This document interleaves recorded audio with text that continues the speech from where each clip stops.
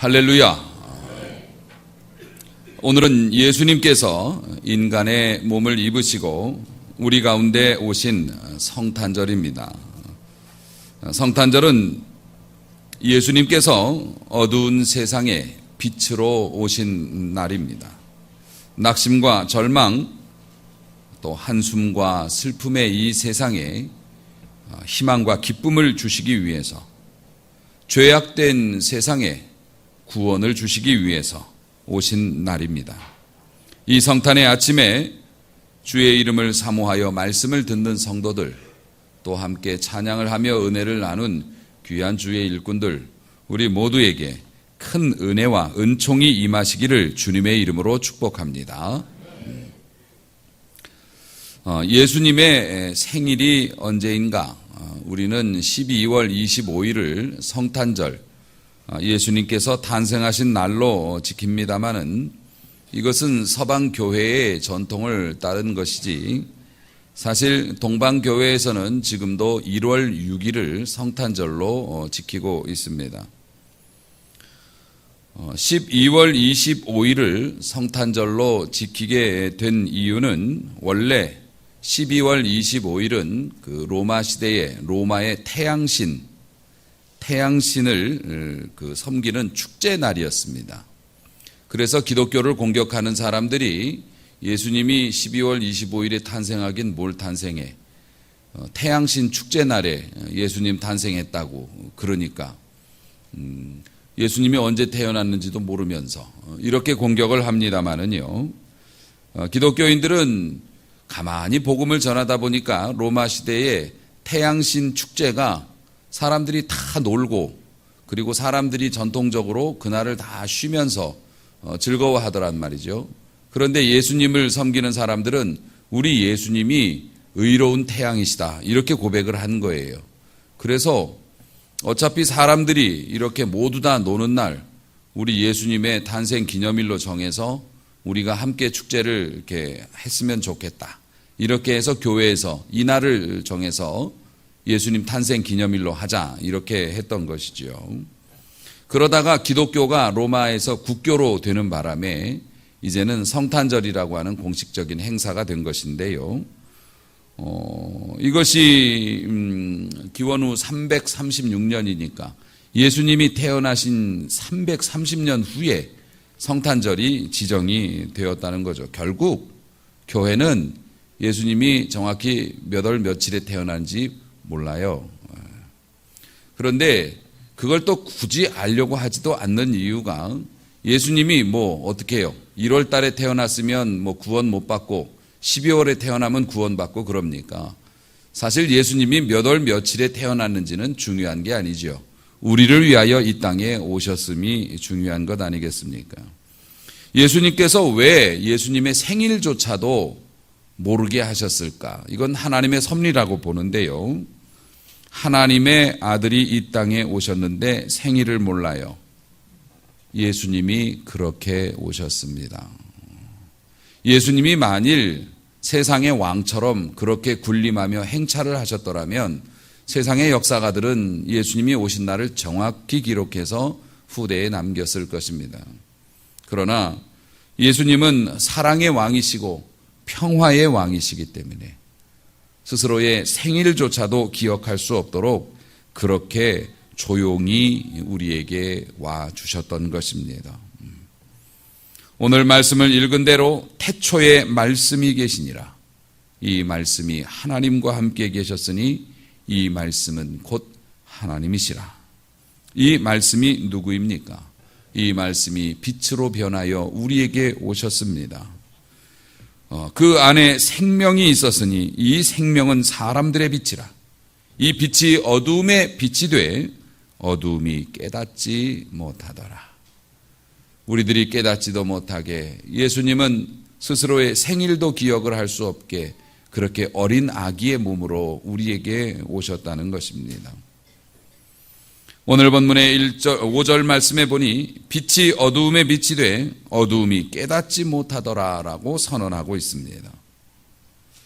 세상은 어둡고 그 어두움을 밝히는 빛이 왔는데 그 빛이 왔음도 세상이 알지 못했다는 겁니다. 왜 온 세상이 캄캄하고 사람들의 마음이 어두워졌는가? 그것은 흑암의 권세를 잡은 마귀가 믿지 않는 사람들의 마음을 혼미하게 만들고 어둡게 만들었기 때문에 그렇습니다. 오늘 이 세상이 얼마나 죄악으로 캄캄하고 얼마나 사람들의 마음이 어두워졌는지요. 그래서 이제는 성탄절도 사실 그 의미와 규모가 축소되고, 우리 예전에는 믿지 않는 사람들조차도 캐롤을 부르면서 다녔는데 올해는 우스갯소리로 캐롤이 탄핵을 당했다는 얘기를 합니다. 그래서 즐거운 캐롤을 부르려 치면 나라가 이 지경이고 이 모양인데 무슨 그렇게 즐거워서 캐롤을 부르냐고 사람들이 비난하고, 교회에서조차도 크리스마스 트리조차도 제대로 하지 못하고, 그렇게 사람들의 마음이 온통 다른 데로 분주해서 너무 힘들고 어려우니까 어두워만 가고 있다는 것입니다. 요즘 우리 주변을 감싸고 있는 어두움들이 있습니다. 물리적으로 보면 우리 몸에 아픈 데가 있고요. 우리의 몸이 점점 늙어가고 있고요. 생각처럼 몸과 마음이 움직여주지 않고 죽음의 공포가 있고 온갖 사건과 사고들이 있고, 그렇게 우리의 몸은 위협을 받으면서 어두워져 가고 있습니다. 도덕적으로도 이 사회가 그렇습니다. 선과 악을 분별하지 못하고 선을 악이라고 하고 악을 선이라고 하는 그런 시대를 살고 있습니다. 이런 도덕적인 어려움이 우리의 삶과 국가의 미래를 어둡게 합니다. 도덕적인 어두움에 대해서 정말 잘 알고 싶다면 뉴스를 보십시오. 그리고 더 잘 알고 싶으면 청문회를 한번 보십시오. 온 국민이 다 지켜보고 중계가 되고 있는데 그 앞에 나와서 모른답니다. 알지 못하였다고 이야기합니다. 나는 모른다고 얘기합니다. 너 빼고 다 알고 있는데 모른답니다. 고개 하나 숙이지 아니하고 눈 하나 깜빡이지 아니하고 배울 만큼 배우고 누릴 만큼 누린 사람들이 모른답니다. 이런 어두움이, 그런 걸 보면 우리의 마음이 캄캄해집니다. 세상에 살 희망이 없어집니다. 그런 사람들이 나라를 이끌었습니다. 그런 사람들이 국민의 삶의 질을 결정하는 정책들을 결정을 했습니다. 이성적인 어두움도 있습니다. 우리의 마음에 어두움이 있어서 지혜가 없으므로 자식을 기르는데도 무지해서 신앙생활과 사회생활을 하는데 우리 나름대로는 약삭빠르게 뭔가를 한다고 열심히 했지만은 그 결과를 보면 우리의 노력과 우리의 애씀과는 다른 결과가 나오는데, 그런 결과가 나와도 인정하지 않는 무지가 우리 안에 있습니다. 사랑하는 성도 여러분, 편견과 비합리적인 사고방식, 우리가 알고 있는 지식을 악용하는 이러한 이성적인 어두움이 우리 주변에 깔려 있습니다. 무엇보다 걱정되는 것은 영적인 어두움입니다. 하나님을 무시합니다. 사단에 사로잡혀서 세상의 가치관대로 살아가는 것을 부끄러워하지 않는 교회 성도들이 있습니다. 거듭 강조하지만 세상은 나쁜 사람이 많아서 멸망하는 것이 아닙니다. 착한 사람이 없어서 멸망하는 거고, 하나님께 기도하는 사람이 없어서, 의인이 없어서 망한다고 성경은 가르치고 있습니다. 이 땅을 지키고 이 땅이 깨어서 이 땅에 무너진 곳을 막아서서 하나님의 심판을 막고 우리 사랑하는 자식들에게 축복을 물려줘야 할 우리 믿는 자들이 영적인 어두움에 사로잡혀서 세상의 요령과 세상적으로 사는 것을 부러워하고 그것을 흉내내려고 하고 있고, 오늘날 교회가 그렇게 변해가고 있는 영적인 어두움이 있어서 우리는 고통스러워합니다. 경제적으로도 어두워집니다. IMF 시대에 그때가 바닥인 줄 알았습니다. 그런데 그때가 언제입니까? 그때 이후로 한 번도 좋아졌다고 한 이야기를 제 기억으로는 들어본 적이 없습니다. 계속 어려워지고 계속 나빠지고 계속 힘들어진다고 이야기합니다. 사랑하는 성도 여러분, 세상이 어두워져서 고통당하고 우리의 영혼이, 우리의 삶이 어두워져서 그러한 어둠 때문에 고통을 당하고 있을 때 어둠으로 이 가득 찬 세상에 빛이 오셨습니다. 9절 말씀을 보니 참 빛, 진짜 빛이라는 겁니다. 그 빛이 세상에 와서 각 사람에게 비추었다라고 말씀하십니다. 그가 세상에 계셨으며 세상은 그로 말미암아 지은 바 되었으되 세상이 그를 알지 못하였고 자기 땅에 오매 백성들이 영접하지 아니하였으나, 영접하는 자 곧 그 이름을 믿는 자들에게는 하나님의 자녀가 되는 권세를 주셨으니 이는 혈통으로나 육정으로나 사람의 뜻으로 나지 아니하고 오직 하나님께로부터 난 자들이니라. 말씀이 육신이 되어 우리 가운데 거하심에 우리가 그의 영광을 보니 아버지의 독생자의 영광이요 은혜와 진리가 충만하더라. 할렐루야.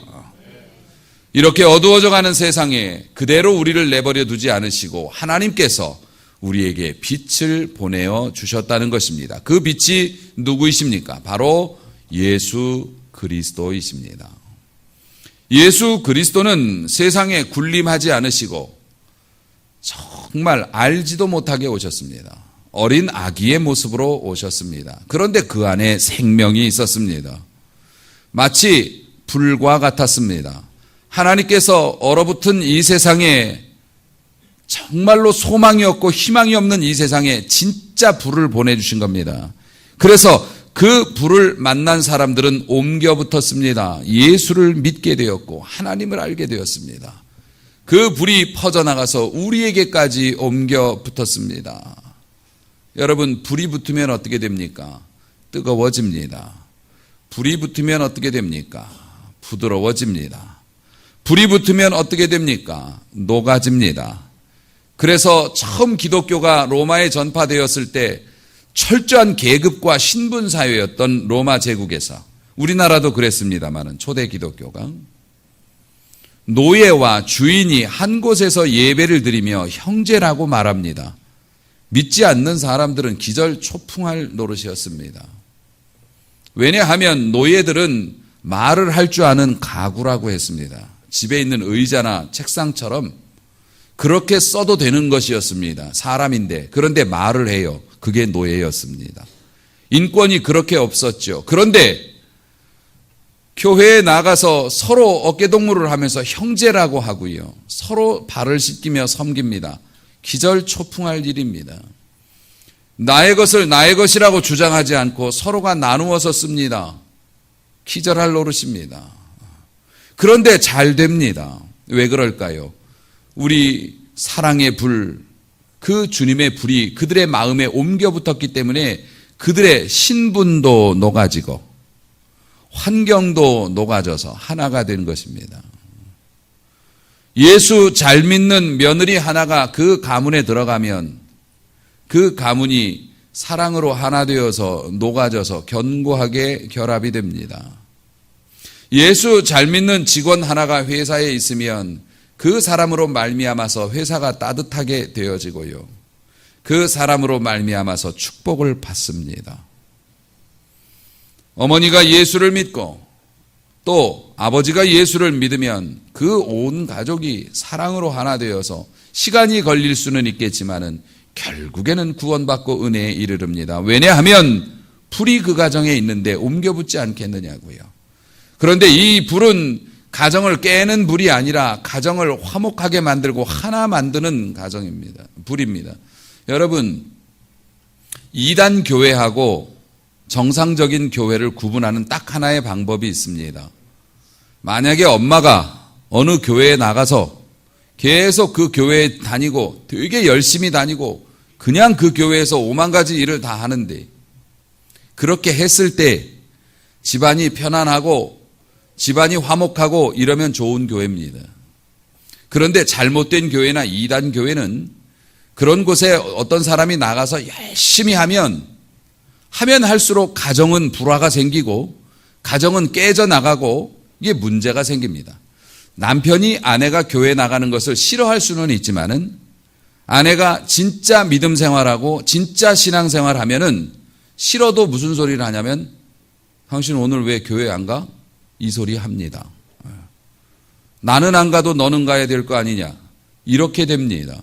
왜 그러냐면 불이 있기 때문에 그렇습니다. 그 안에 예수의 사랑의 불이 있고 은혜의 불이 있으니까 나는 안 나가도 그 불을 쬐는 느낌을 알기 때문에 안 믿는 남편도 당신은 얼른 교회 나가야지 새벽 예배 안 나가나? 이렇게 권하게 됩니다. 그 이유가 뭐라고요? 예수님이 불이시기 때문에 그렇습니다. 빛이시기 때문에 그렇다는 거죠. 사랑하는 성도 여러분, 하나님께서 흑암의 땅에 아들을 세상에 밝히는 큰 빛으로 보내어 주셨습니다. 마치 어두운 바다, 죄 많은 인간 세계에서 등대에 불이 들어온 것처럼 열심히는 사는데 어디로 가야 할지 모르고 무엇을 위해서 어느 방향으로 가야 할지 모르고 폭풍이 몰아치는 바다에서 언젠가는 가라앉을 두려움에 떨며 그렇게 배회하고 있는 어두운 세상에 빛이 들어온 겁니다. 그래서 그 빛을 보면서 많은 사람들이 그 빛을 향해서 갑니다. 그리고 은혜의 항구, 소원의 항구에 입항을 하게 됩니다. 그것이 뭡니까? 교회입니다. 그것이 뭡니까? 예수님을 믿는 것입니다. 그곳에서 부족한 것을 보급받습니다. 그곳에서 지친 육신을 누입니다. 잠시라도 그곳에서 흔들리는 배에서 내려서 견고한 땅을 딛습니다. 그래서 예수님은 반석이 되어주신다라고 말씀하고 계신 것입니다. 이 땅은 흔들립니다. 여러분이 아무리 건강관리해도 언젠간 몸이 아파서 죽습니다. 여러분이 아무리 애쓰고 조심해도 어려운 일들은 우리 안에 있습니다. 생깁니다. 예수를 믿는 사람에게도 그렇습니다. 마치 바다 위에 떠 있는 배는 어떤 방법을 해도 결국에는 언젠간 가라앉게 되는 것처럼. 그런데 우리 예수님은 반석이 되어 주십니다. 육지가 되어 주십니다. 그리고 이곳이다라고 불을 켜 주십니다. 그것이 교회입니다. 그래서 교회는 높은 곳에 있습니다. 그래서 교회 종탑은 높은 곳에서 불을 켜고 있는 것입니다. 여기에 십자가가 있고 여기에 예수가 있다라고 알려주는 것입니다. 사랑하는 성도 여러분, 요한일서 2장 8절에 보면 어두움이 지나고 참 빛이 벌써 우리에게 비추었다라고 말씀하십니다.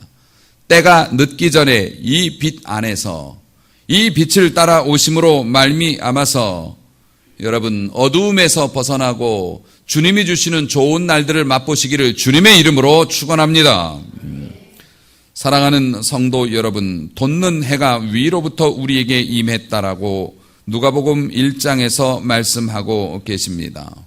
산속을 헤매던 사람이 밤에 춥고 무섭고 짐승들이 들끓는 그런 험한 산길을 헤매던 사람들은 무엇을 간절히 원합니까?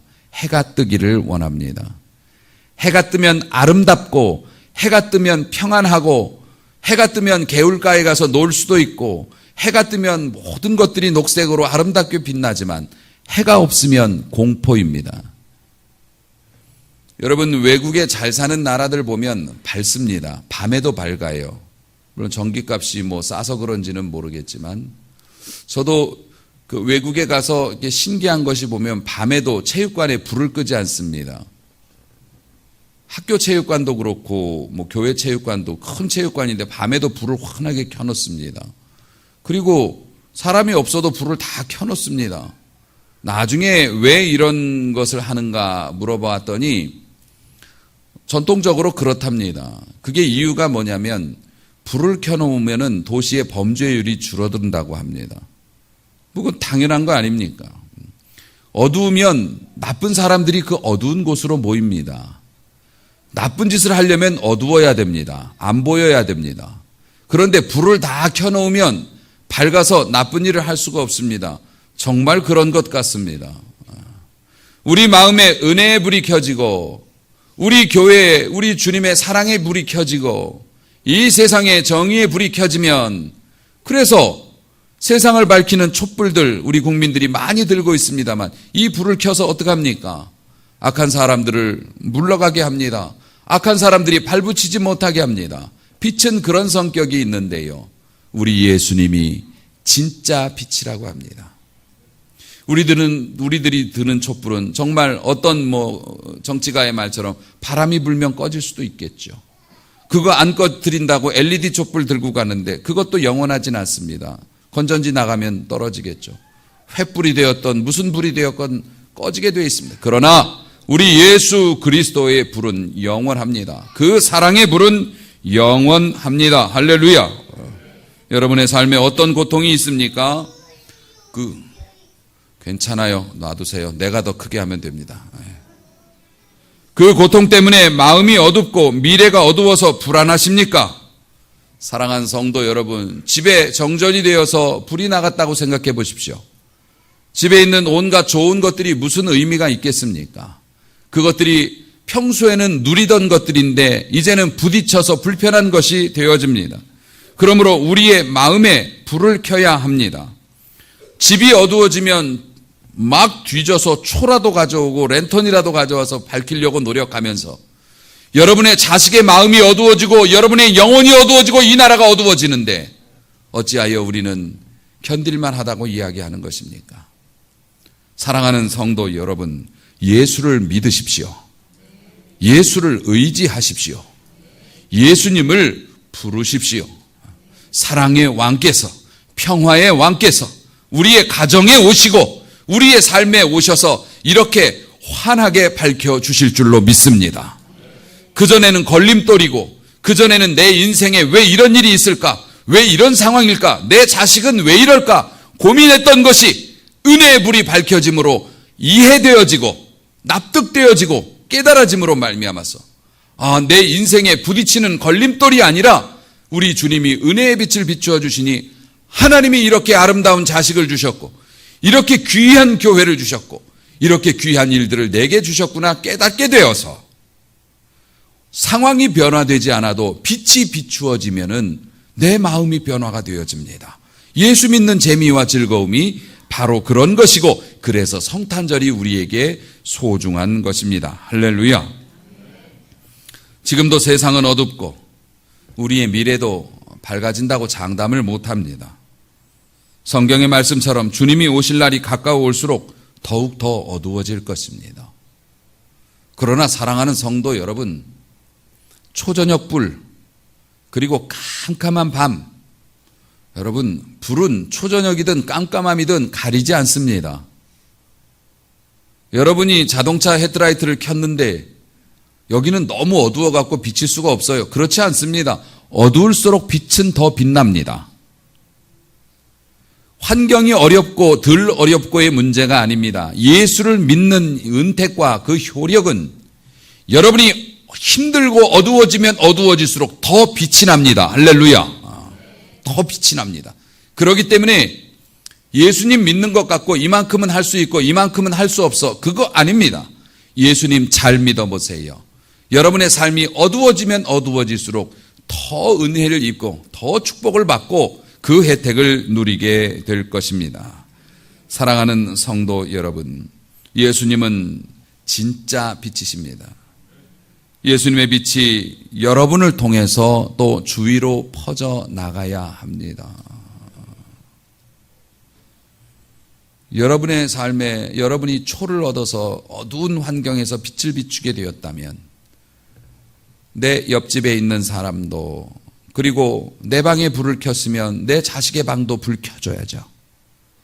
그래서 우리는 그렇게 전도하자고 이야기하는 겁니다. 예수님의 빛으로 여러분이 먼저 복을 받으시고 여러분의 받는 복을 주변에 나누어 줄 수 있는 성탄에 걸맞는 주의 백성이 되었으면 좋겠습니다. 사랑하는 성도 여러분, 오늘도 세상이 교회를 뭐라고 하든 예수님에 대해서 뭐라고 하든 그 빛은 진짜 참 빛이기 때문에 꺼지지 않을 것입니다. 흔들리지 않을 것입니다. 그 빛은 여러분에게 드리워져 있고 지금도 여러분이 원하면 그 빛의 혜택을 누릴 수 있습니다. 예수를 믿으세요. 예수를 누리세요.